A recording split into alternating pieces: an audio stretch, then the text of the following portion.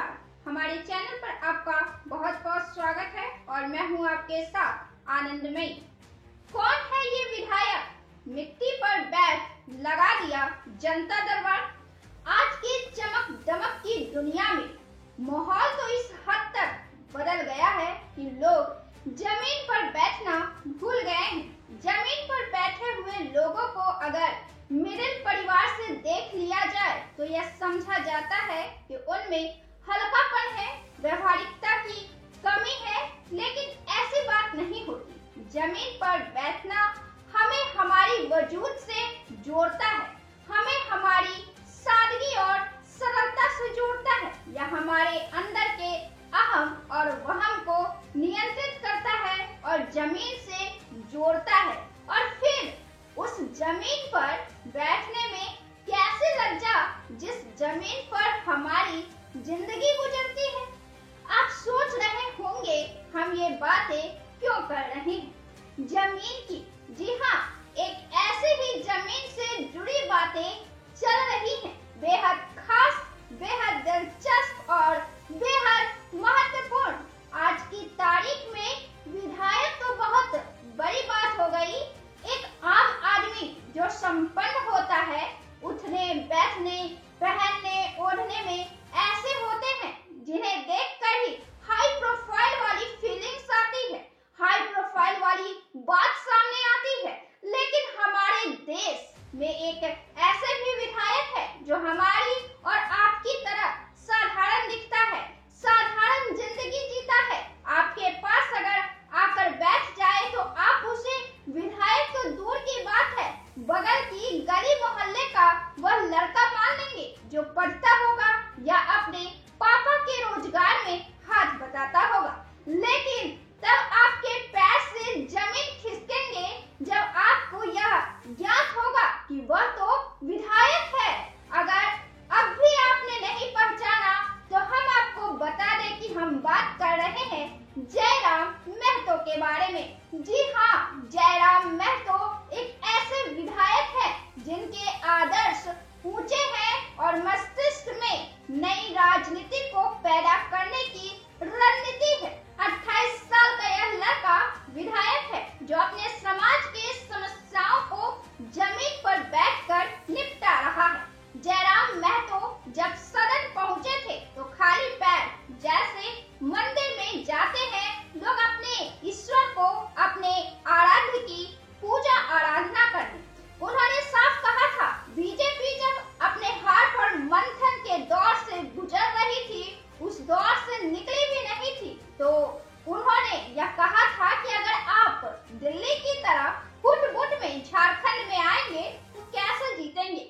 यहाँ हर विधानसभा क्षेत्र की समस्याएं अलग अलग हैं। उन समस्याओं पर बात करें तो जनता आपको क्यों नहीं चाहेगी। दरअसल जयराम महतो एक बार फिर चर्चा में इस वजह से आ चुके हैं कि उन्होंने जमीन पर बैठकर अपने समाज की, अपने क्षेत्र के लोगों की समस्या सुनी और उनका मौके पर निपटारा किया, फोन मिलाया और मामला का हल।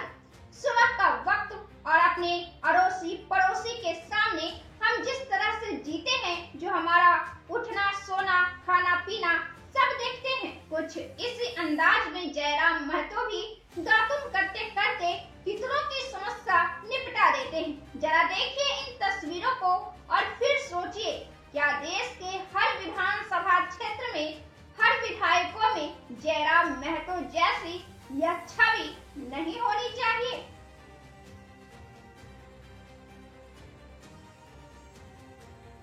झारखंड में जेएमएम और कांग्रेस की प्रचंड जीत हुई। इस प्रचंड जीत में युवा नेता जयराम महतो का बड़ा हाथ है।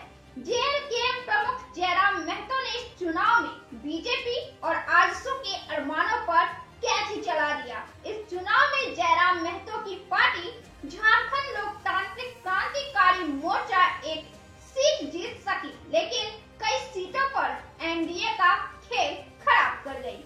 जेएलकेएम के कारण ही आज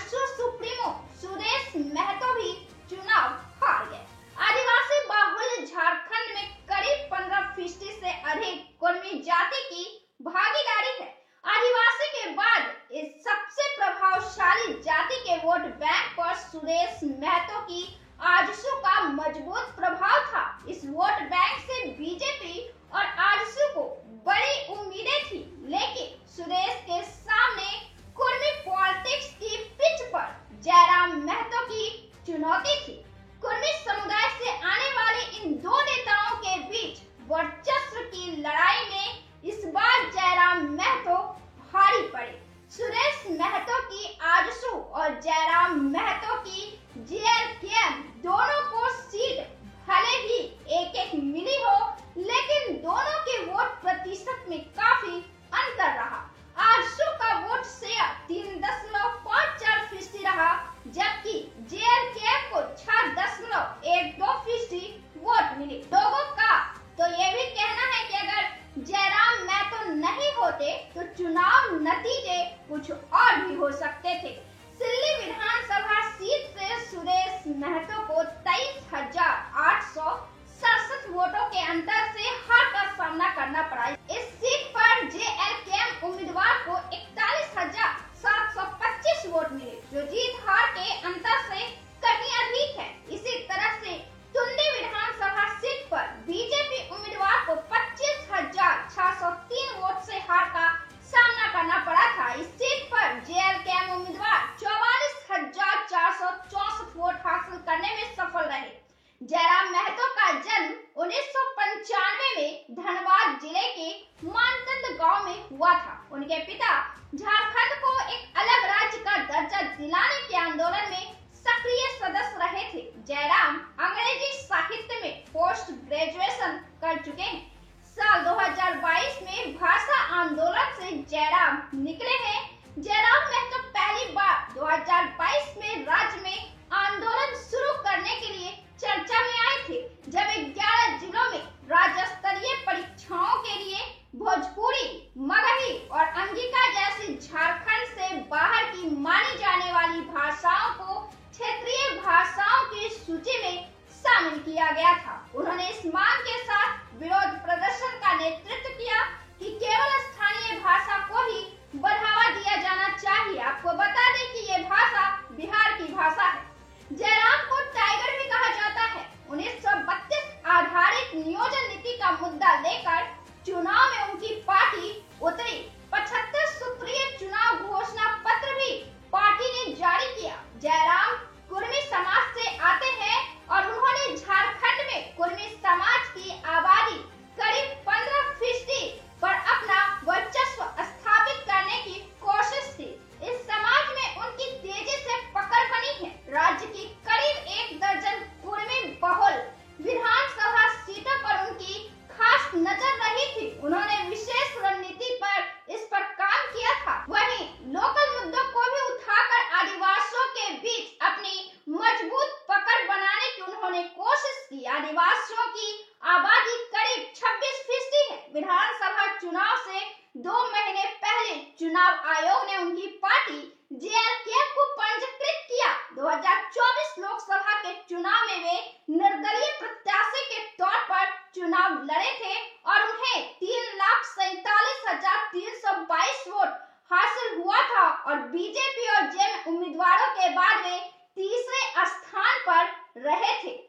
चुनाव प्रचार में उनकी रैलियां और रोड शो में भारी भीड़ देखने को मिली, लेकिन इस भीड़ को वह वोट में कितना बदल पाएंगे, इसके लिए सियासत में काफी हलचलें तेज हुई, काफी बयानबाजी हुई और उन्हें शंका की दृष्टि से देखा गया। वैसे भी जब उम्र कम हो और सफलता बड़ी हो तो ऐसे ही शक की दृष्टि से देखा जाता है, लेकिन जयराम महतो ने अपनी जीत साबित कर दी।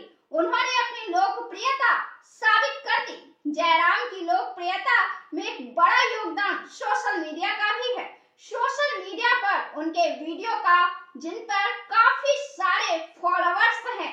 वीडियो में वे राजनेताओं द्वारा हासिल किए गए पैसे, लोगों की गरीबी और झारखंड में बाहरी लोगों को सरकारी नौकरी से जुड़े मामलों पर बात करते हैं।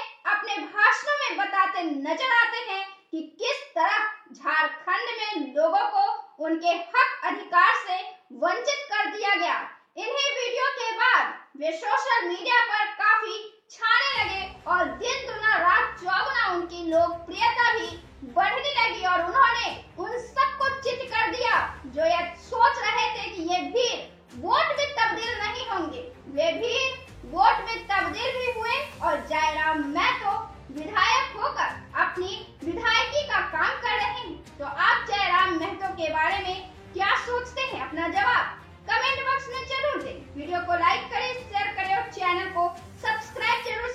फिर हम मिलते हैं अगले वीडियो में। तब तक के लिए हमें दीजिए इजाजत। बहुत बहुत